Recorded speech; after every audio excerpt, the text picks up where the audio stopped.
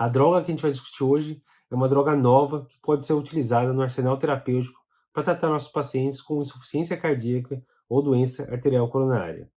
A droga que a gente vai discutir vai ser ivabradina.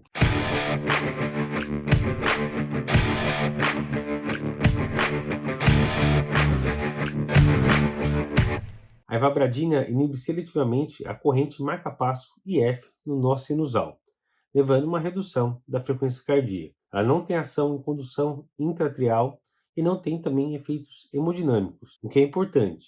Se a gente pensar que muitos dos nossos pacientes podem estar utilizando IECA, beta-bloqueador, espironolactona, e muitas vezes, por ter uma pressão arterial limítrofe, isso pode dificultar a progressão de dose dessas medicações. A ivabradina tem um pico de concentração plasmática em 1 hora após tomar em jejum. Se você tomar junto com a alimentação, pode retardar até 1 hora esse pico plasmático e aumenta a exposição plasmática em 20 a 30%. Então, a recomendação é tomar ivabradina durante as refeições. Ela tem uma meia-vida sanguínea em torno de 2 horas, mas tem uma meia-vida efetiva que vai durar aí até 11 horas. E quais seriam as indicações da ivabradina? Um cenário que a gente pode indicar a ivabradina seria para o paciente com angina estável, com frequência cardíaca acima de 70, já em uso de beta-bloqueador ou que não tolerou o beta-bloqueador. O grande estudo que testou esse cenário foi o estudo Beautiful. Foi um estudo com quase 11 mil pacientes, que avaliou pacientes com insuficiência coronária e insuficiência cardíaca, fração de ejeção menor que 40%, e mostrou que não houve redução no desfecho primário, que era morte cardiovascular, hospitalização por IC ou por insuficiência coronariana, mas mostrou uma redução de hospitalização por infarto fatal ou não fatal e uma redução de revascularização coronária. Então mostrou que poderia ser útil para esses pacientes. Mas aí não entra como primeira linha. Primeira linha seria beta-bloqueador, bloqueador de canal de cálcio. Ivabradina entraria como tratamento de segunda linha ou para pacientes que já estão hipotensos ou que já têm insuficiência cardíaca. E uma outra indicação clássica para o uso da ivabradina seria para pacientes com insuficiência cardíaca isolada.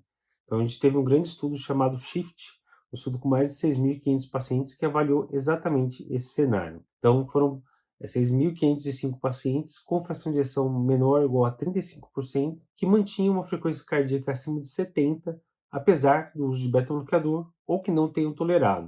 No estudo SHIFT, 89% dos pacientes utilizavam beta-bloqueador. E houve uma redução do desfecho primário de morte cardiovascular ou hospitalização por IC, mas quando foi avaliar de forma isolada, não houve diferença em mortalidade, somente redução de hospitalização. E por isso, nas diretrizes de insuficiência cardíaca, entra como recomendação 2A utilizar a ivabradina para esses pacientes que já estão com dose otimizada de beta-bloqueador com a frequência cardíaca acima de 70 ou para pacientes que não toleram o beta-bloqueador.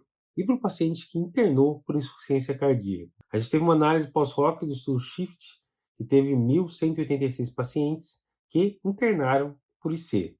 O que esse estudo mostrou? Usar a ivabradina para esses pacientes que internaram por IC reduziu em 30% a chance de uma nova hospitalização em um mês. E isso é relevante quando a gente lembra da fase vulnerável, que seriam aí os primeiros 90 dias após uma internação por IC.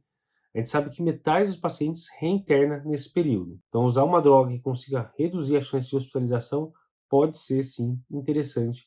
E parece que a ivabradina iria bem nesse cenário também. E quais seriam outras possíveis indicações da ivabradina? No cenário da arritmia, a gente pode considerar utilizar também. Então, ela tem sido utilizada no tratamento de alguns pacientes com taquicardia sinusal inapropriada. Faz sentido, vai atuar lá no nó sinusal. E para FA? FA tem uma grande discussão. A gente tem uma droga, a ivabradina, que atuaria principalmente no nó sinusal, e na FA a gente tem um batimento totalmente desordenado dos átrios. Então, não teria muito sentido utilizar ivabradina para um paciente com FA. Apesar disso, tem alguns estudos testando a hipótese de que a ivabradina possa também reduzir a condução no nó atrioventricular e assim poderia ajudar a controlar a frequência cardíaca de um paciente com FA. Então, a princípio, a gente não costuma utilizar para paciente com FA, mas tem um estudo em andamento, o estudo BREAK-AF, que está testando exatamente isso, se a ivabradina pode ser útil para ajudar a controlar a frequência cardíaca de pacientes com FA. Em relação aos efeitos colaterais, os mais comuns que a gente vê com a ivabradina são bradicardia, cefaleia e tonturas. A ivabradina pode também interagir com a corrente retiniana IH. Isso pode diminuir a resposta à luz da retina e pode causar fosfenos, que seriam algumas alterações de luminosidade, um aumento de luminosidade em alguns pontos do campo visual, e esse seria um outro efeito colateral dessa droga.